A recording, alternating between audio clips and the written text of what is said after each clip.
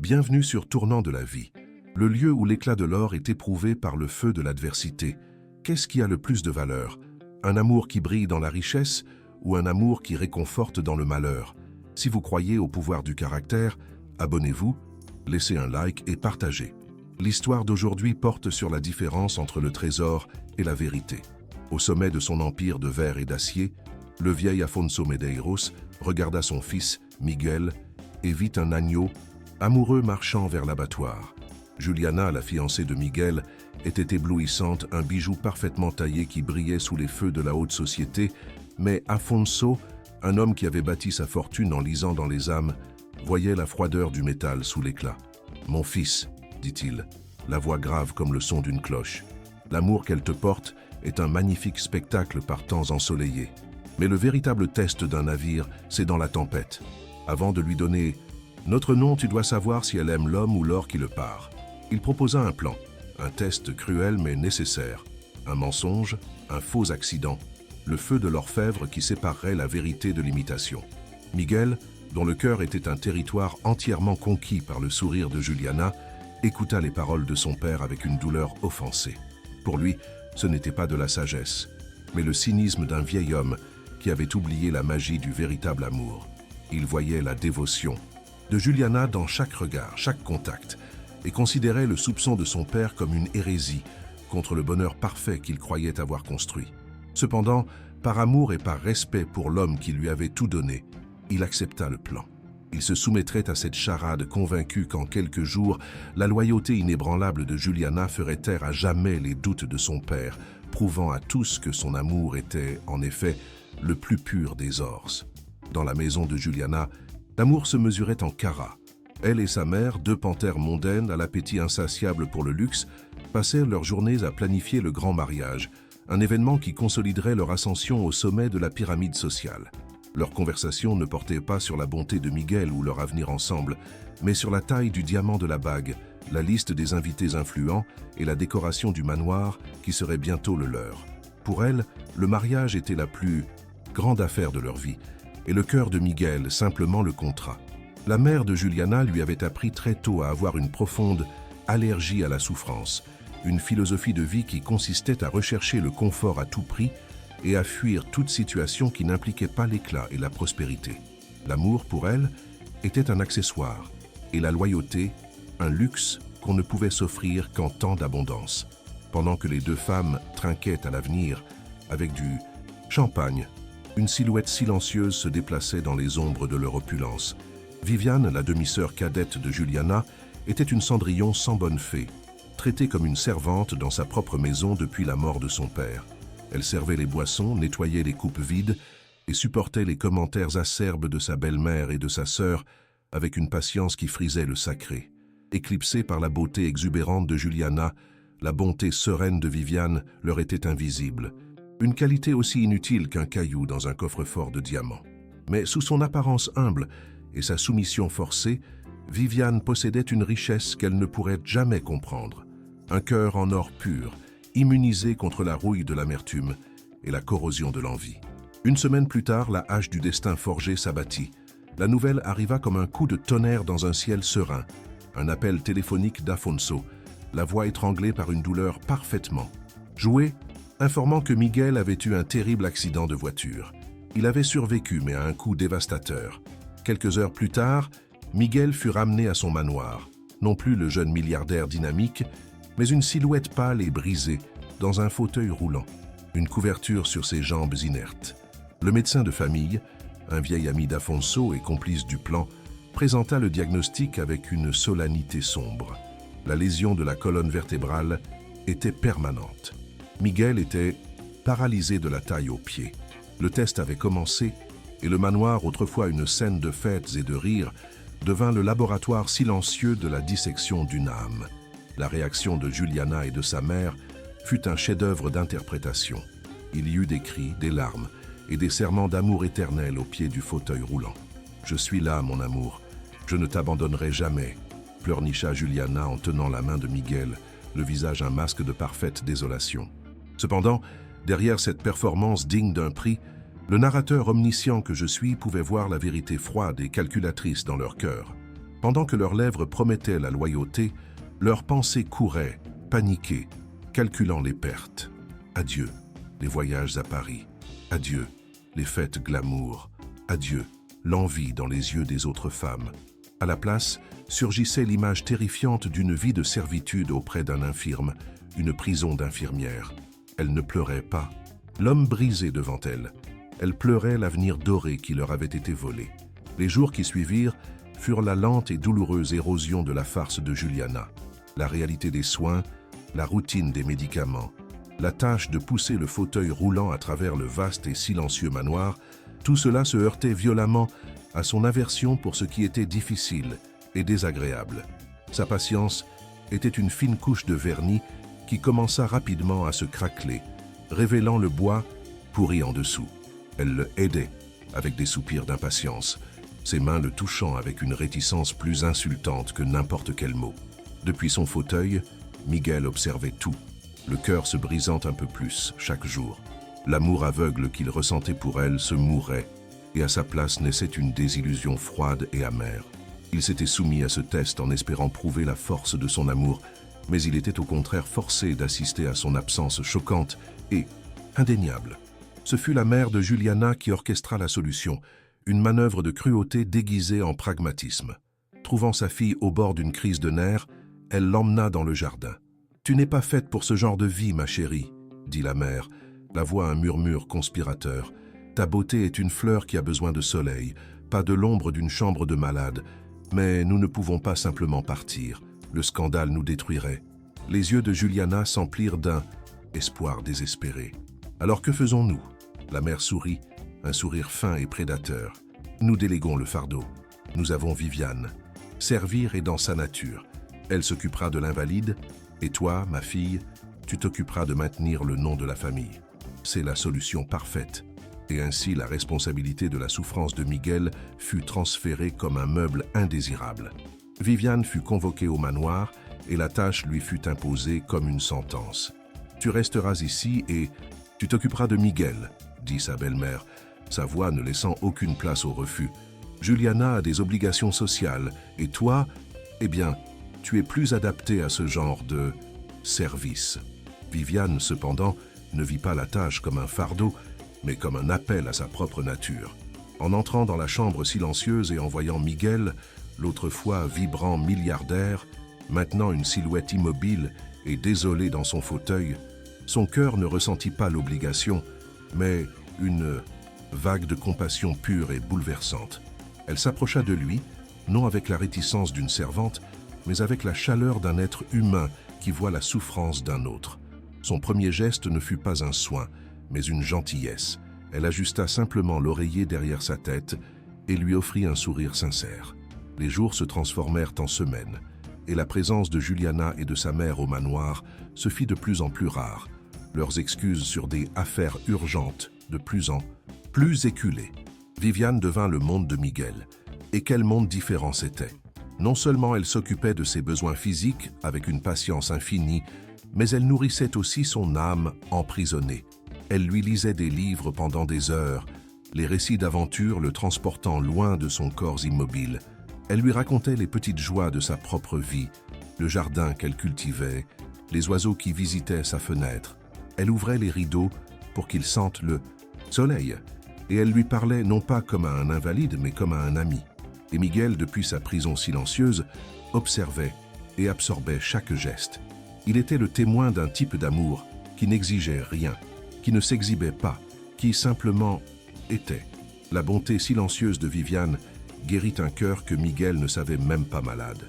Espérez-vous voir ce nouvel amour inattendu s'épanouir? Si oui, montrez votre soutien en laissant un like sur cette vidéo. Et maintenant, une question. Pour les commentaires, à votre avis, qu'est-ce qui est le plus difficile? Pardonner une trahison ou s'avouer à soi-même qu'on est tombé amoureux de la mauvaise personne? Tandis que Viviane s'occupait de lui, Miguel, le prisonnier de sa propre farce, devint le plus attentif des observateurs.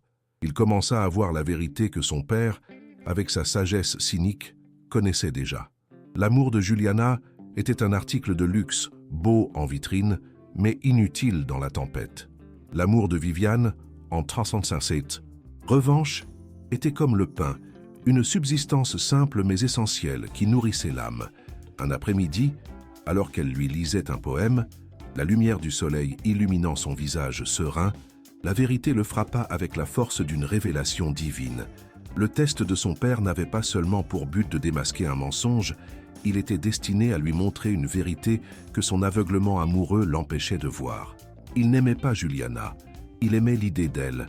Mais Viviane, il tombait amoureux de sa bonté, de sa résilience, de son âme pure. La confirmation finale de son épiphanie arriva sous la forme de Juliana, qui apparut au manoir une semaine plus tard, non pas avec un plateau de médicaments, mais avec des valises.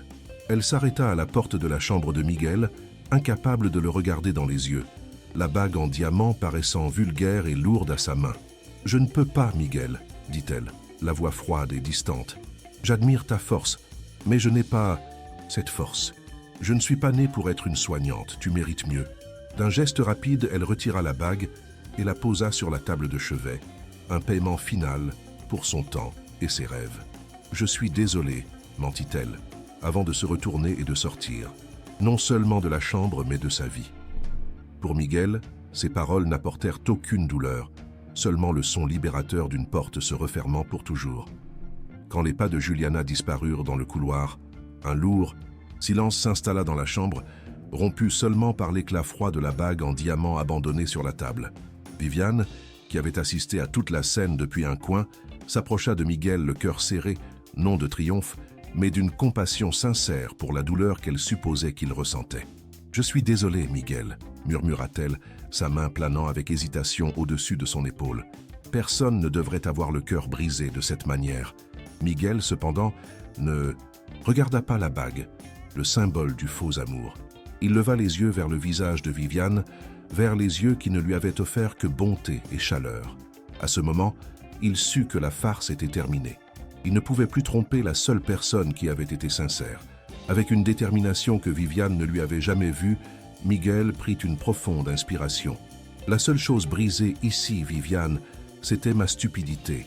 Avant qu'elle ne puisse comprendre ses paroles, il posa les mains sur les accoudoirs de son fauteuil roulant et avec la force d'un homme en parfaite santé, il se leva. Le son de ses pieds se posant fermement sur le parquet fut le son le plus choquant que Viviane ait jamais entendu. Elle recula d'un pas, la main sur la bouche, les yeux écarquillés dans un mélange de peur et d'incrédulité. « C'était un test, » dit Miguel, la voix étranglée par l'émotion de révéler enfin la vérité. « Un plan de mon père pour tester l'amour de Juliana. J'ai accepté, certain qui avait tort, mais il avait raison sur elle et tort sur le véritable but du test.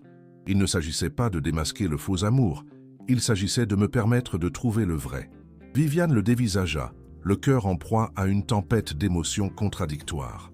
Le choc, la confusion et une pointe de douleur d'avoir été d'une certaine manière trompé.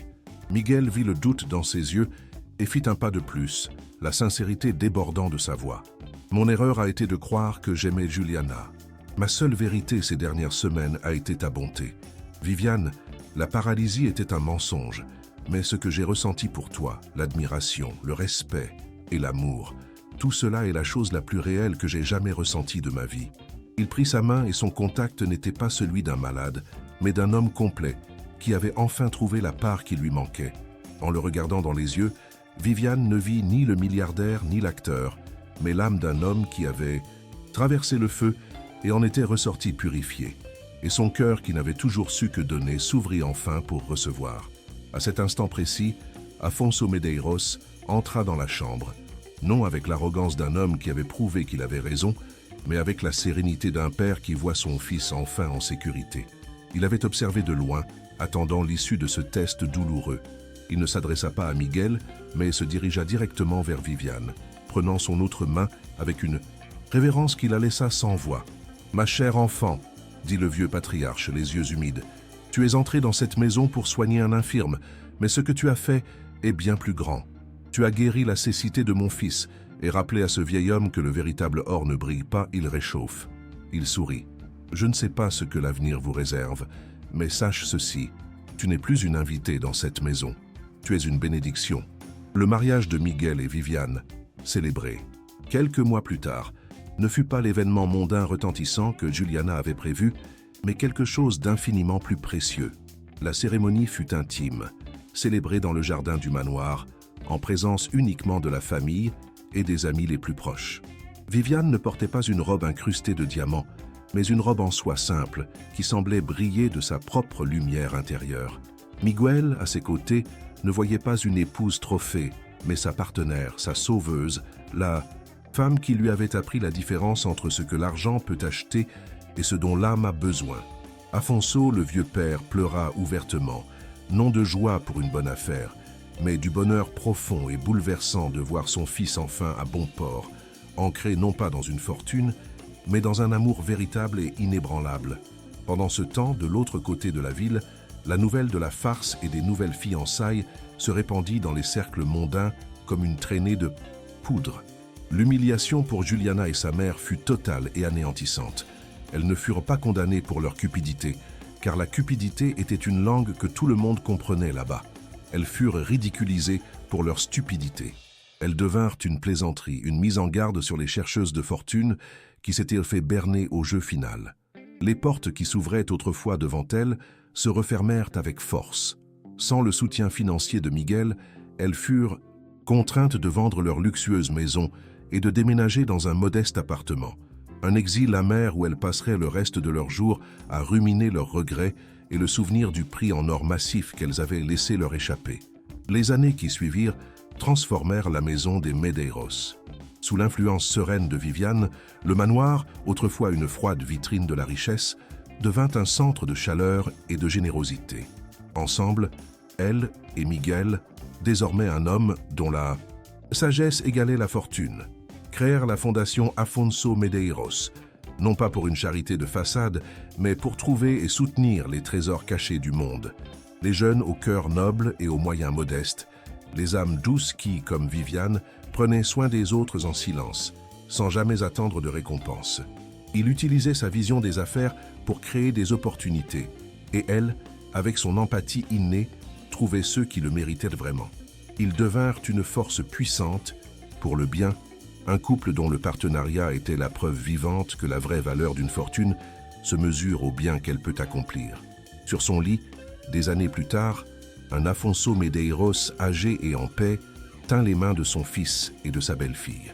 Ses yeux, autrefois vifs et sceptiques, étaient maintenant adoucis par la satisfaction d'une vie réussie et d'une leçon bien apprise. « J'ai créé un test cruel pour trouver un défaut », murmura-t-il, sa voix un bruissement de feuilles, sèche, mais la vie, dans son infinie sagesse, l'a utilisé pour révéler un joyau.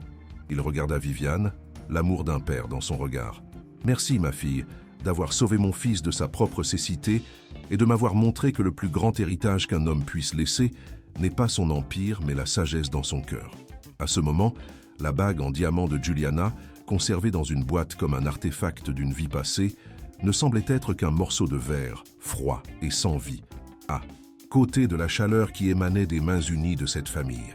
La leçon réside donc dans la métaphore du vieil Afonso, celle du feu de l'orfèvre. L'épreuve de Miguel, son faux accident, fut la fournaise.